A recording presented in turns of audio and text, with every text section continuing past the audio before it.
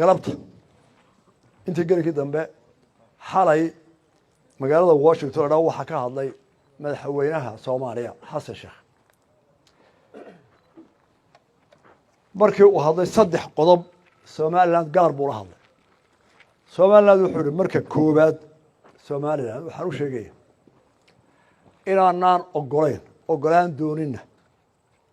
Somaliland madax banaan oo goonisu taagta bareed waa dhageysan doontaa wuxuu yiri حتى إلا كوبي سجاشة كإرجع ورهلا إسرائيل يبدأ لقى معرموية ما أقولين وهو كده قال قرينا وحكستو سود وين هي سومالي لان هنا حر قتل جون استاكتو وانو كده قال ما أخبار ما كراجو حد كي إنجليزك يطلعان وين قايمين مايان وحكب بدن بينو ذاكنا وحكود الرقاد كاستحاد وانو أقوله وحلي حين نرشوا ذا أما لما الجرينايو أما بايع مشترى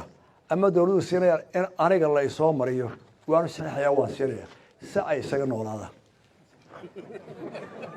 وأنا قصدي نقطة أن قلب كوبات أرجع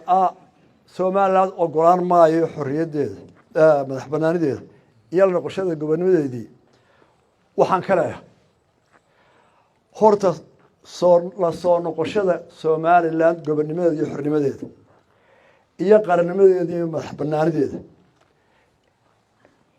ahaa xorriyadda ay ka qaadatay Ingiriiska 26 Juun oo Afrika oo dhan ay kala simantay dal kasta oo jira iyo midowgii ay la midowday Somaliland Soomaaliyadii Talyaaniga Juulaay 1960kii labaduba wuxuu ahaa go'aan ay u madax banaan yihiin iyo tala ay soo gooyeen Somaliland shacabkoodu hadba madaxda joogtaan ay wakiil ka ahayd cidina labada go'aan ma khuseeyo oo wax kama bedeli karaan oo kuma dirqi karaan kama qaban karaan kuma riixi karaan oo aan ahayn go'aanka Somaliland sidaa darteed idinkuna hor fadhiyo oo iniga weynaya inay joogtay bale qaranka Somaliland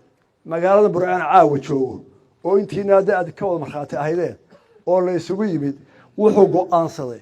inuu ka baxo midowgu ku khasaaray markii ay burtay waxaanu ku heshiinay uu qarannimada gaar isula taago iyadoo la isu dhayahay taana Xasan Sheekh iyo xamar ni jooga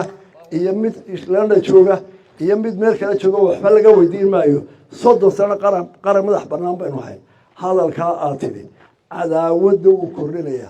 aqli xumana way tahay 30 sano kala maqlayeen waxa ka wanaagsanaa inaad tiraahdo ku leenahay laba dawladood jaaro walaalo Soomaaliya ma ahana haddii ku deeqayso weeye adiga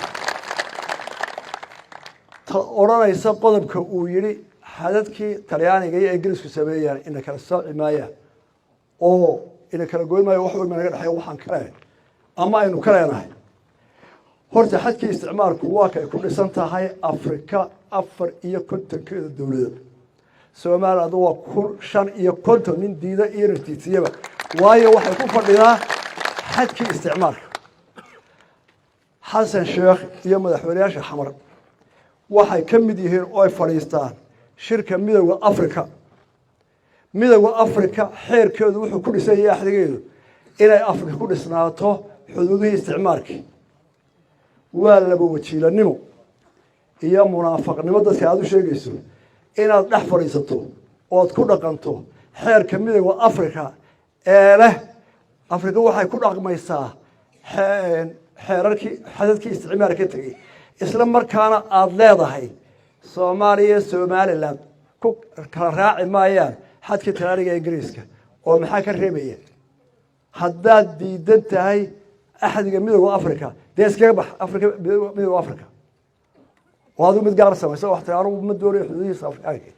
لكن Somaliland ما أورنكرتي كما قال سبكر وشرعي أفريقيا رموي على مدو أفريقيا كمدي هاي كويدين بينه حرية ديال واحد كل سنة التاج أفريقيا تكدولة أفريقيين كشرية كونترات بالله ندي دينا نسيتين قلب كصدحات وحيلي وحنقولها إن إسكت عيشه وهي هرمارين أصيل إلى هذه الأغاني وبهايين وأنا صحيحة ده هرمار دوريان waanu saxiixayaa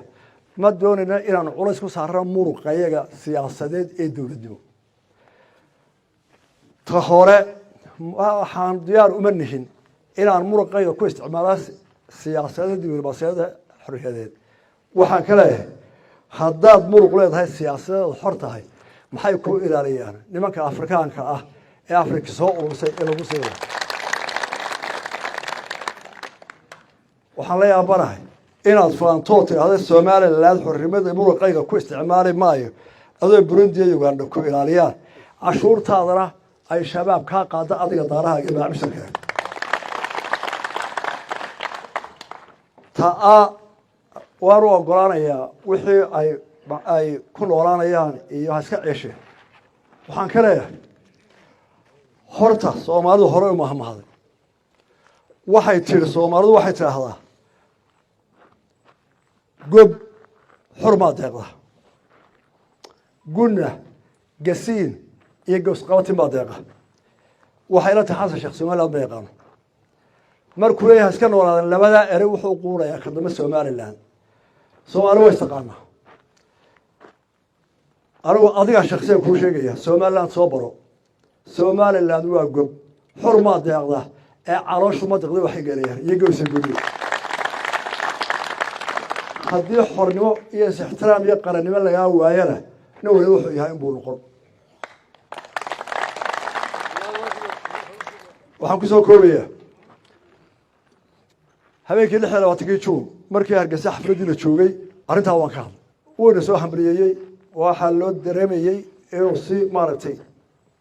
nin af wanaagsan waa kan aad arko macaaneeye saaxiibo badan uu ku leeyahay somaliland qaar bay baamishtar yihiin baamishtarkiisa ka socda iskuulu leeyahay in badan buu ku noolaa walaalayaal af macaan baraysanay anigu habeenkaa waxaan idhi waar libaaxa ka qaylaya ka soociya iyo ka aamusan badaran waxaa soo baxday xasan sheekh wuxuu la aamusaa inuu shalay ka sheegay farjiinaya isagoo la hadlaya qurba joogii soomaaliya waxaan ku talinayaa leh laba dowladood oo 30 sano kala madax banaan xoreyno اعتراف إلهي ولا اعتراف ولا اعتراف أنا واسع اعتراف سنة بني آدم يروح عنو بهنا يربى صد سنة نكلم مغنى لبي صد سنة صد سنة شب إيه عراد إيه إلى الدنيا بتشوفه صد سنة نكلم حرة هديك دقيق ويدي أنا وقرن ما يوحى كدقيق يك احترامية لكن الشعب كالصومالي وحلاه أنا وحلو عندنا الصومال لندهاي ولا ليا كلا قوسنا ينقوم ما أنو laba dawladood walaalaynu nahay hadaynu wax tarayno hadaynu iska asharayno laakiin waxa xasan ka soo yeeray malaha shacbiga Soomaaliya lama socdaan isleeyahay wixii uu xaqaraday intaas waa iga war iyo wixii aan ka oran lahaa oo isleeyahay burco oo lagu aasay Soomaaliland iyo intii odayaasha u badnaa wixii ka dooraana way joogaan fagaran ka weyn ka oran lahaa ma jiro aad iyo aad baa mahadsantihiin wassalaamu calaykum waraxmatullaahi wabarakaatuh